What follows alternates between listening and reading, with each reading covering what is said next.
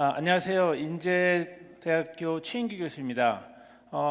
어쨌든 제가 이렇게 열강 같은 그런 어떤 발제를 들으니까 제가 준비한 게 이게 맞나라는 좀 고민도 되게 되는데요. 근데 저는 조금 조용하지만 어떤 전략에 대해서 오늘 얘기를 하려고 하다 보니까 좀 어떻게 보면 좀 차분한 태도로 얘기하는 게 좋겠다. 열정은 제가 따라갈 수 없을 것 같습니다. 어쨌든 지금 여기 그 사진을 보시면요. 이 코로나 이후에 대기가 좋아진 그 상태의 어떤 지구의 모습입니다. 그러니까 코로나가 사실 여기 있는 분들 지금 마스크 쓰고 굉장히 불편하시기도 하지만 사실 또 거꾸로 생각해 보면 요즘에 미세먼지에 대한 고민 없고요. 그다음에 이제 지구가 점점 깨끗해지고 있다고 하는 것을 갖다 느끼게 됩니다. 그래서 저는 이게 어떻게 보면 굉장히 저한테 큰 교훈을 주고 있다고 생각해서 어쨌든 이것을 갖다 첫 번째 사진으로 이제 보여드리고요. 이 얘기를 좀 해보도록 하겠습니다.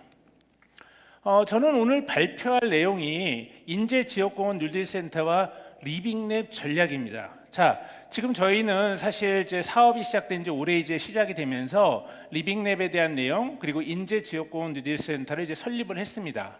자, 그런데 물론 이제 굉장히 제가 좋은 사례들을 많이 보면서 과연 우리는 여기를 어떻게 해 나가야 될 거냐, 우리만의 철학은 뭐고 우리만의 전략은 뭐냐, 이런 고민을 이제 하게 됐습니다. 그래서 제가 이제 여러 기관과 세미나도 하고 또 이런 곳에 참석도 하면서 크게 오늘 발표를 세 가지로 잡았는데, 하나는 대학의 사회적 책임에 대해서 잠깐 말씀을 좀 드릴 거고요. 아마 잘 아시겠지만 이게 사실 굉장히 중요하게 대학 구성원들을 갖다 움직일 수 있는 힘이라는 것을 제가 느꼈습니다. 두 번째는 이제 인제지역공원 뉴딜센터를 세울 거고, 그다음에 리빙랩이라는 것을 이제 운영을 할 텐데 걔는 어떠한 생각을 가지고 해야 될 거냐, 그리고 아직 우리가 크게 사업을 많이 하진 않았지만 이 사업의 방향성은 뭐냐라는 걸 가지고 오늘 발표를 드리도록 하겠습니다. 자, 우선 먼저 저는 이게 굉장히 재밌는 건데 디자인은 인간이라는 얘기 굉장히 많이 합니다. 그리고 또 정치인들 많이 하게 되고요. 특히 주민들 만나서 주민이 최고입니다라고 얘기했을 때 굉장히 많이 받아들여요. 그러나 한 번만 더 만나기 시작하면 뭐가 문제가 되냐면 디자인은 경제다. 그러니까 이게 진짜로 실제로 이 지역공원 뉴딜 센터라든가 도시재생 뉴딜 사업 또 리빙랩을 했을 때 과연 우리에게 오는 것은 무엇이냐, 이런 두 가지 문제 이제 결부된다는 거죠. 이게 사실은 어떻게 보면 굉장히 밀접한 관계에 있기도 하지만 사실 이 두 개의 문제는 어떤 때는 돈 때문에 우리가 인간미가 또 사라질 경우가 있기 때문에 이런 것들이 어떻게 조화를 할 거냐, 그리고 우리가 지금 이렇게 하는 어떤 공공적인 사업에서 과연 어떤 컨셉을 가져갈 거냐가 제가 큰 고민이었고요. 그래서 저는 사실 25년 동안 디자이너로 살았었기 때문에 디자인의 어떤 중요성을 좀 굉장히 깨닫고 있고요. 그리고 이 디자인 전략에서 과연 이 도시재생 뉴딜 사업 또는 인제지역공원 뉴딜센터, 리빙랩은 과연 어떻게 할 거냐를 좀 힌트를 얻고자 좀 노력을 했습니다. 자, 이거는 2000년대 타임지와 비즈니스 위크지의 내용들이에요. 이때 얘기는 뭐냐면 사실 경제적인 얘기뿐이 없습니다. 디자인이 적은 투자를 해서 많은 효과를 얻는다라고 하는, 정말 우리 지금 이제 정말 누구도 알고 있는 어떤 그런 내용들을 지금 얘기하고 있는데, 사실 제가 이제 좀 주목을 했던 거는 뭐냐면 미국의 지금 경제 이론가인 지금 제레미 리프킨 교수가 여러 개의 책을 썼습니다. 저도 뭐 이 책을 갖다 다 읽어보진 않았는데 제가 나름대로 좀 정리를 좀 해봤는데 1980년대 엔트로피라는 책을 썼고요. 그 다음에 2011년에 3차 산업혁명이라는 책을 썼습니다. 그리고 뭐 작년이죠, 2019년에 그린 뉴딜이라는 책을 쓰면서 사실 저는 이게 1980년대부터 2019년까지 약간의 어떤 맥락이 있구나라고 하는 걸 좀 들었고요. 뒤에 제가 키워드를 잠깐 말씀드릴 텐데 그 키워드가 우리의 사회하고 굉장히 연관이 있구나 하는 것들을 느끼게 됐습니다. 특히 제가 이 두 개의 책, 그러니까 3차 산업혁명 그리고 한계비용 제로의 사회라는 책을 이제 보면서 이게 이제 기사가 한 번 또 최근에, 그러니까 한 제가 2달 전에 이제 신문 기사가 나서 또 그걸 이제 자세히 좀 한번 봤는데, 어쨌든 내용이 뭐였냐면 이런 거예요. 뭐 여러분들도 다 알겠지만 1차 산업혁명에서 결국은 국가적인 시장과 국가라는 그런 개념이 생겼고 자본주의라는 것이 발달합니다. 그런데 지금 요즘 계속 얘기하고 있는 것이 뭐냐면 2차 산업혁명상에서 정말 이 글로벌라이제이션과 이 효율성, 이피션시의 문제가 결론적으로 뭐 지트, 여러분들 잘 아시죠? 저스트 인 타임 해가지고 정말 조금 놔두고 또 그다음에 숏텀 프라핏을 갖다 끊임없이 하다 보니까 뭐 여러분들도 느끼겠지만 정치인들이 이야기하는 그 한마디 한마디가 정말 숏텀 프라핏을 위해서 이야기를 하고 있구나라는 생각을 들었습니다. 앞서 발표하신 그 주제도 지속 가능한 리빙랩을 만들어야 되는데 이 숏텀 프라핏을 갖다 하다 보니까 그게 안 된다는 거죠. 그래서 저희는 뭐 리빙랩 자체가 어떻게 보면은 여기서도 굉장히 많은 그 힌트를 얻었고, 그래서 3차 산업혁명이 뭐냐? 바로 우리가 이야기하고 있는 글로컬 인프라스트럭처를 갖추는 것이다. 그리고 지금 코로나 바이러스가 이룩한 이 깨끗한 환경 자연, 그린 뉴딜, 뭐 바이오 리저널 거버넌스에서 이런 것들이 주제가 되는데 저는 뭐 이거로부터 약간의 어떤 좀 힌트를 받았고 이런 것들이 정말 녹아 들어간 어떤 걸 해야겠다라는 생각을 한 거죠. 자, 이거 보시면 지금 코로나 바이러스 때문에 만들어진 그 깨끗한 물과 공기, 지금 여러분들도 혜택을 보고 계십니다. 제가 요즘에 코로나 바이러스 때문에만 마스크를 쓰고 있지 절대 제가 미세먼지 때문에 쓰거나 그런 일이 없습니다. 뭐 예를 들자면 이런 거예요. 지금 프랑스 지역의 파리에 보면은 코로나 이전에 이게 한 달 반 후입니다. 지금 이렇게 이제 깨끗한 모습 보일 수 있고요. 또 이태리 지역도 저렇게 이제 굉장히 빨갛게 그 오염된 지역이 이렇게 맑아지고 있습니다. 그리고 우리하고 굉장히 관련되는데요. 지금 중국이 이게 지금 1월 20일 날 지금 1월 1일에서 20일까지의 현황이고 2월 10일에서 25일까지를 보면 정말 깨끗한 그런 상태를 이제 볼 수 있어요. 결론적으로 얘기하면 이 코로나 바이러스가 굉장히 대단하게 지금 이랬던 지구의 모습들, 도시의 모습들을 갖다가 지금 이렇게 만들고 있는 거죠. 이거 지금 그 캘리포니아에 있는 로스앤젤레스의 모습이고요. 지금은 맑은 날이든지 흐린 날이든지 멀리를 볼 수 있습니다. 자, 지금 이제 사냥들이 지금 도시를 돌아다니고 있고요. 그 다음에 늑대가 지금 도시를 돌아다니고 있습니다. 많은 동물들이 지금 도시로 몰려드는 약간 어떻게 보면 코로나라고 하는 기현상이 있는데 결론적으로 얘기하면 우리는 자연이 회복된 거를 정말 우리가 전 지구적인 노력을 해도 5년 안에 뭘 하겠다라고 했는데 코로나 바이러스가 1년 반이 아니라 한 달 반 만에 해결을 한 거죠. 자, 제가 이것도 뭐 뉴욕의 그 높은 빌딩에서 본 그런 모습인데 저는 여기서 그럼 코로나 바이러스의 대단한 힘은 뭐냐? 인간한테 주는 교훈은 뭐냐면 바로 코로나 바이러스와 같은 전파력이라고 생각을 한 거죠.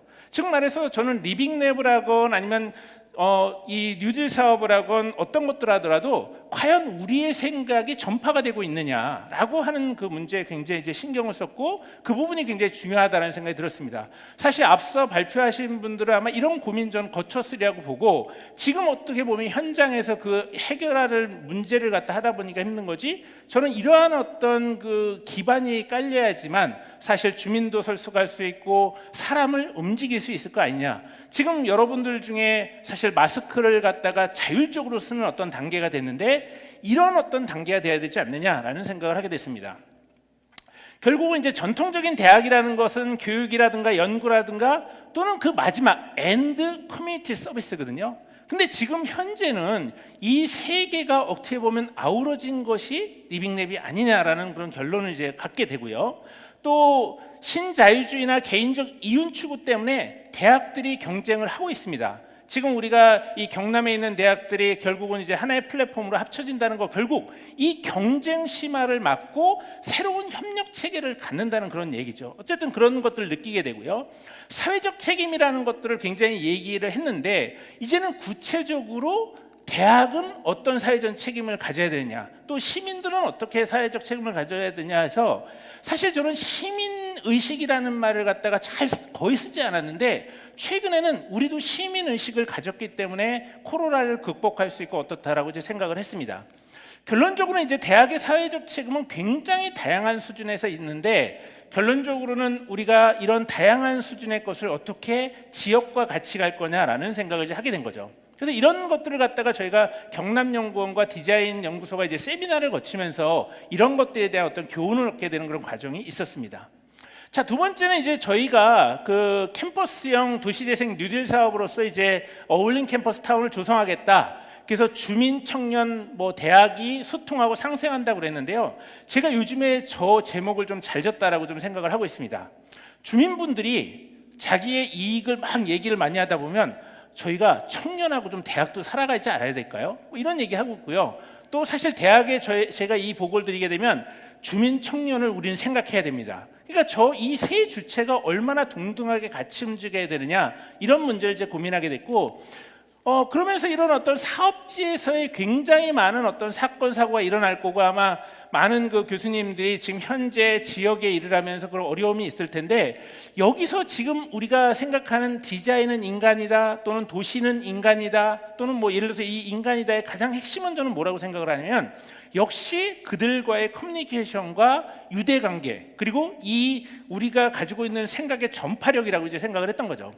그래서 뭐 결론적으로는 주민과 청년과 대학이 어떤 생각을 가지고 있느냐를 갖다가, 저는 이제 초기에 제안서를 썼을 때 이거를 갖다가 가지고 있지만, 제가 6개월 단위로 주민들의 생각을 다시, 그리고 주민들한테 한번 물어보려고 그래요. 전에는 이런 이야기를 했었는데 지금은 어떻게 생각하느냐. 저는 좀 다르다고 생각하는 거거든요. 그러니까 국토부에 우리가 제안서를 낼 때와 지금 정말 사업을 할 때 정말 주민들이 저런 생각을 가지고 있을까, 청년들은 저런 생각을 가지고 있을까라고 이제 생각을 하게 됐고요. 그리고 또 이 사업지에 관련된 인제대생, 김해대생, 삼방동 주민, 그리고 김해천문대를 방문하는 사람들, 굉장히 많은 사람들이 여기를 이제 다녀갈 텐데, 사실은 우리가 뭐 이런 동선 분석이나 이런 것들 하지만 과연 그들은 어떤 생각을 가지고 여기를 오느냐, 이런 문제를 좀 고민하고 있고요. 물론 뭐 다 아시겠지만 뭐 도시재생 대학 같은 걸 운영을 통해서 이분들하고 얘기를 했는데, 어떻게 보면 사업을 갖다가 이제 시작하는 입장에서 이게 다시 필요한 거 아니냐라는 생각을 하게 된 거죠.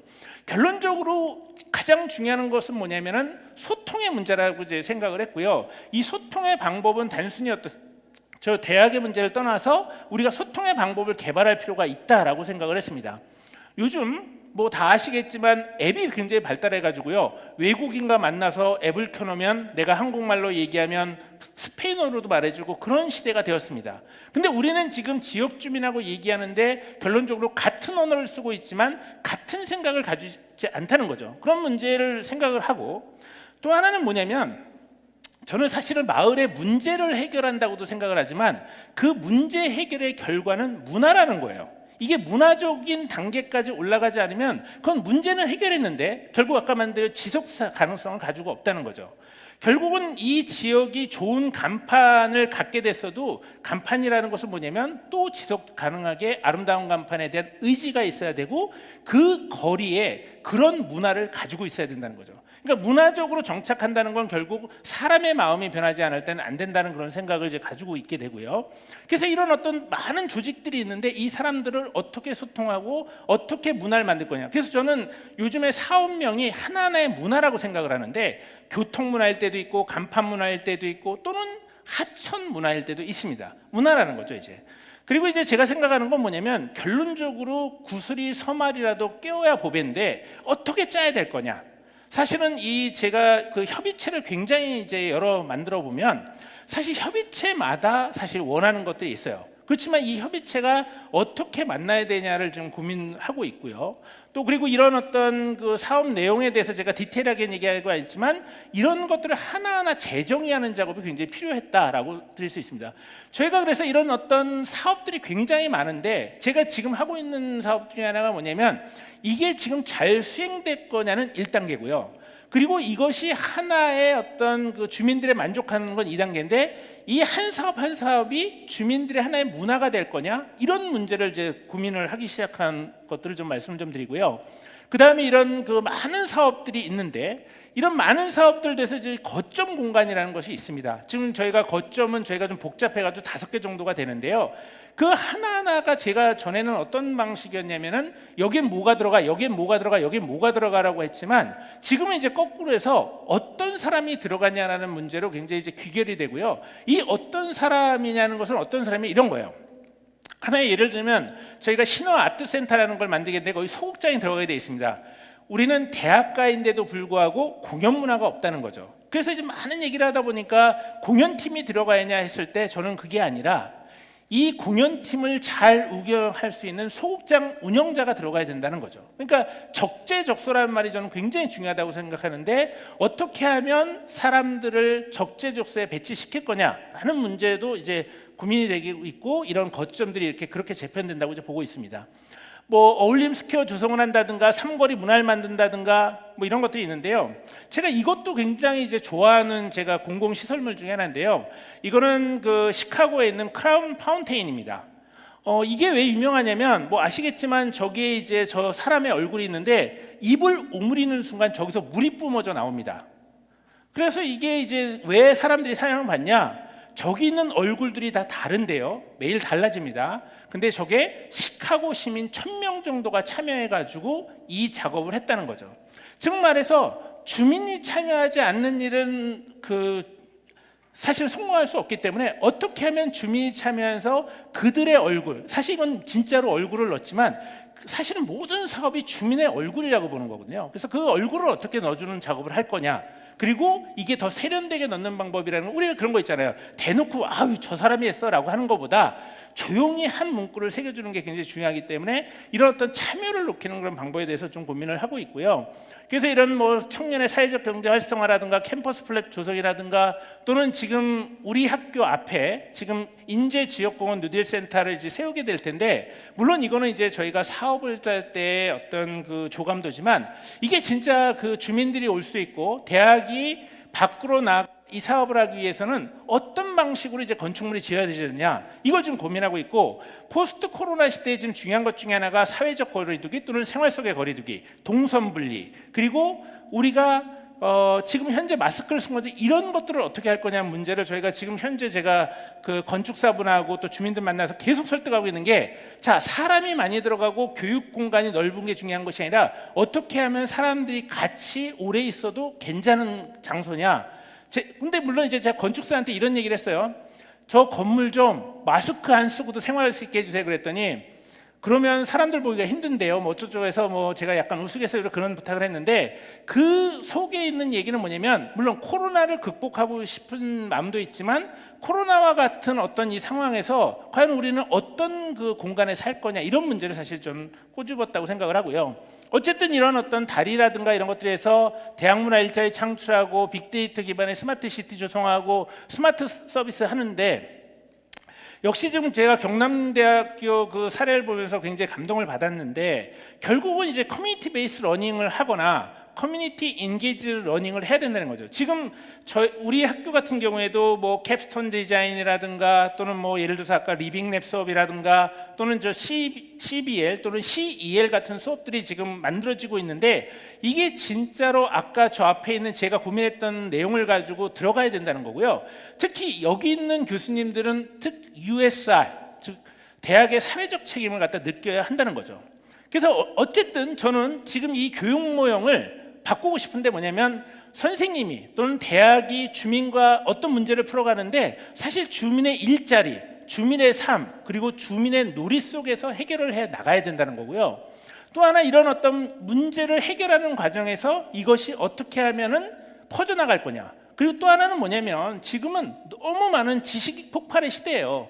그래서 결론적으로 주민들에게 이 사업 5년을 하는 동안에 저희가 해줄 수 있는 건 뭐냐면, 사실 그 하드웨어적인 건물 몇 채가 아니라 어떻게 하면 이분들이 도시에 대한 어떤 구조적인 문제를 파악하고, 그리고 이것에 대한 어떤 실험들을 할 수 있는 용기를 가질 거냐, 이게 굉장히 중요하다고 생각을 하고요. 제가 제일 좋아하는 도식인데, 이건 뭐냐면 사실은 이게 구성주의 이론입니다. 학생 ABC가 서로 다른 지식 체계를 가지고 있다는 거예요. 그리고 이 각각의 교수는 결론적으로 이 학생의 그 지식 체계를 늘리기 위한 어떤 노력을 해야 돼서 각각을 갖다 존중해야 된다는 그런 건데, 결국 저도 얘기하고 싶은 게 뭐냐면, 자, 주민들 한 분 한 분 대단하세요. 물론 빅마우스 있습니다. 그렇지만 보이지 않고 그런 분들도 중요하기 때문에 그런 것들을 어떻게 문제를 해결할 거냐고요. 그리고 우리가 이런 문제를 해결하는 과정에서 제가 이제 굉장히 중요하다고 생각하는 것이 뭐냐면, 굉장히 많은 사람들의 어떤 그 참여가 있어야 된다. 어떤 한 문제를 해결하는 그런 것들에 대한 좀 논의를 했습니다. 결국은 이제 오늘도 그 회의를 하러 왔는데, 뭐 인제 유니버시티 뭐 그다음에 커뮤니티 인게이지드 러닝이라는 어떤 그런 것들을 하면서, 실제로 저희는 뭐 인제대학교형도 중요하지만 아까 말한 어떤 그런 그 소통의 문제, 그리고 진짜 사람을 생각하는 것이 무엇이냐의 문제에 대해서 좀 고민을 하는 어떤 교육 과정이었으면 하고요.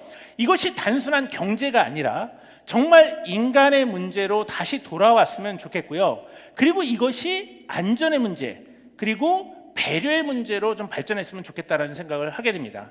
그래서 결론적으로는 우리 지금 도시재생, 리빙랩 그리고 또 여러 가지 어떤 그 디자인 문제들은 결국 우리의 미래예요. 이게 실패하면 저는 대안이 없다고 제 생각을 하는데 거기에 이제 동참하는 어떤 그런 것이었으면 좋겠다는 것이 제 이제 좀 작지만 그런 어떤 전략이고요. 이런 것들을 갖다 같이 하는 그런 네트워크가 됐으면 좋겠습니다. 고맙습니다.